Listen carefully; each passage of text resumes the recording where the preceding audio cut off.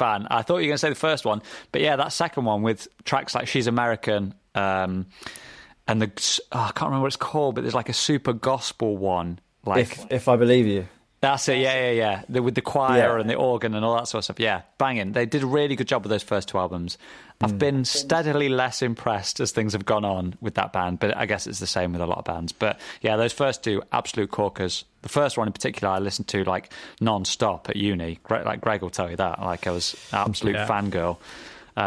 Yeah, fantastic choices, mate. Yeah, good job. Not for me. Not for you. Not for me, but that's fine. We all have our own. Yeah, that's fair opinions. Enough. That's course.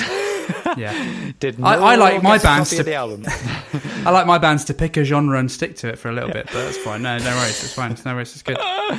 Okay, right. Go on, Adam. We'll move on.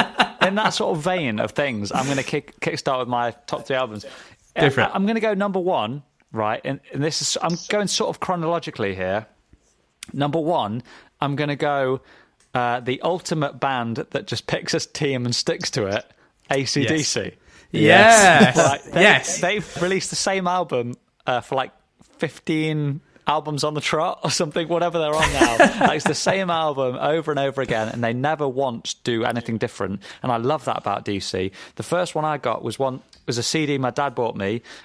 Came back from work and he just gave me a CD and was like, "Here you go, just bought this from the record shop or whatever." I said, "Oh, okay." And there's a picture of two guys on the front. One of them has a guitar like jammed into his chest, like he's been impaled with a guitar.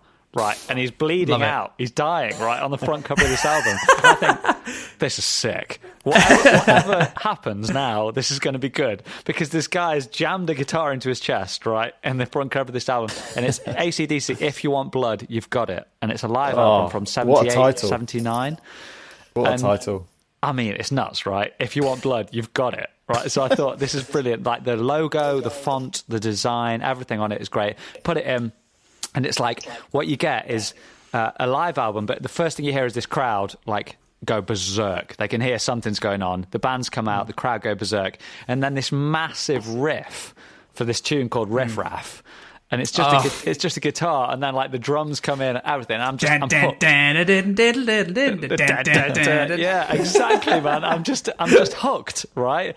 And so from that moment on, I'm a massive rock fan. I play guitar, I buy an SG, all this, grow my hair long, and it's just a massive turning point in my life, basically. So yeah, first one, If You Want Blood by AC/DC. It's not even a studio album. It's a live album, but it just the balls, the cojones on this band just flicks a switch, basically. Who's singing on that live album? It's Bon Scott, original. Okay, original. Right. Yeah. I mean, I like Brian Johnson as well, of course. They're both fantastic, but this is a Bon Scott album for sure. Cool.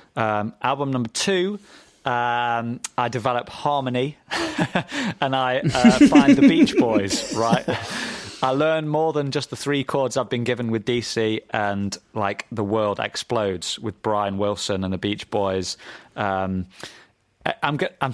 really sorry about this, but I'm going to go the very best of the Beach Boys because this is another one that my dad bought me. So like, it's not a specific album, but it's got this whole breadth of like musical like wonder on it. It's incredible stuff from the very early like teeny bopper 1950s songs about cars and about surfing and girls and stuff, all the way through to songs about, depression, leaving home, life, the works, basically. The full shebang. Absolutely incredible.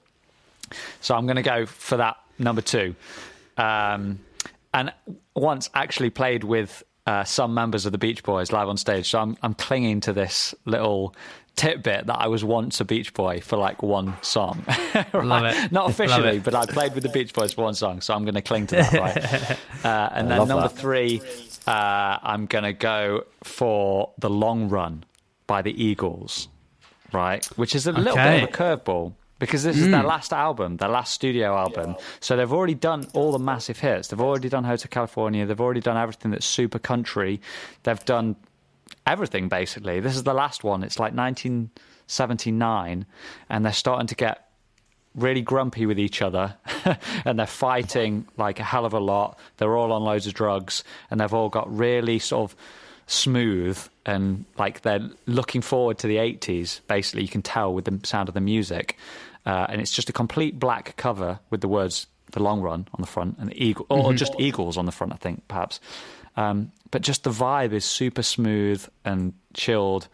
It's got songs like "Heartache Tonight," "The Long Run," "I Can't Tell You Why," which is probably the best song on the album, and just a few other little tidbits in there. And yeah, it's just really stuck with me. And the copy I've got in my record collection, the vinyl, was a copy bought by my dad in '79 when it came out. So that's got an extra little bit of, this is one of the records my dad bought for himself, just from his sort of pocket money, his work money, So yeah, love it. That's my top 3. Amazing. Good, mate. Good top 3. The Beach Boys is interesting because, George, you had to listen to Pet Sounds, right? On the top 100? Oh, yeah, you would have done. I thought, for sure. What are your thoughts on that? There's number 2 on the list, and I had a rough time with it, to be honest. Fight. Yeah. So I put it on completely open mind to it. I've heard the hits. I've heard, Good Vibration. Yeah. What annoyed me was, I feel like, and this is not their fault at all, but the 3 or 4 songs, like the real highlights of the album, have just been put onto adverts in the last 4 or 5 years. Yeah. It's frustrated me quite a lot. Yeah, man. Mate, I know what you're saying. Pet Sounds is a sort of album for like a real purist. Like if you like the Beach Boys and you know what they were doing at the time, it's one of these sort of concept-y context albums. Like it's not full of bangers. I'm not going to say that, but it is a beautiful album. But yeah, I can see if you're not a Beach Boys fan, or if you're not particularly in the mindset of what recording was going through in the in the mid '60s, it's not going to do it for you. It's not full of hits. So similar vibe to Dark Side of the Moon. They're going through this time where they're experimenting with all these different effects and different ways of writing music and recording music and stuff. And it's like, obviously we figured it out now. They hadn't then, and so they were doing things for the sake of it a little bit, but it did push things forward, so you have to give it kudos for that. Yeah, I think you're right. To be fair to Pet Sounds, I do really respect it, but I just didn't love it. The songs they weren't messing about on are fantastic. Like God Only Knows and stuff, right? And those kind of tunes are just...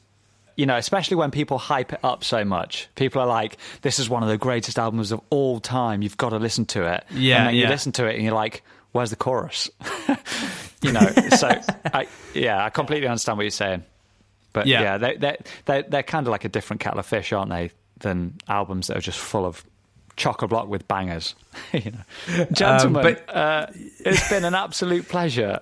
It's been amazing. I'm going to have to call time on this evening, but it's been absolute... It's been a treat having you on, George. Avid listener of the show, and hopefully we'll get you on again next season. How about that? Yeah, oh mate, I loved it. Yeah, thanks. To see a peek behind the curtain of the Blokes podcast. It's been another top highlight of 2021 so far. Oh, nice. Mate, it's been fantastic having you, mate. Thank you for coming. It's been awesome. Really, really good. Great stuff. So you know how we finish the show, right? So I'm going to say, on this bombshell... Over and out.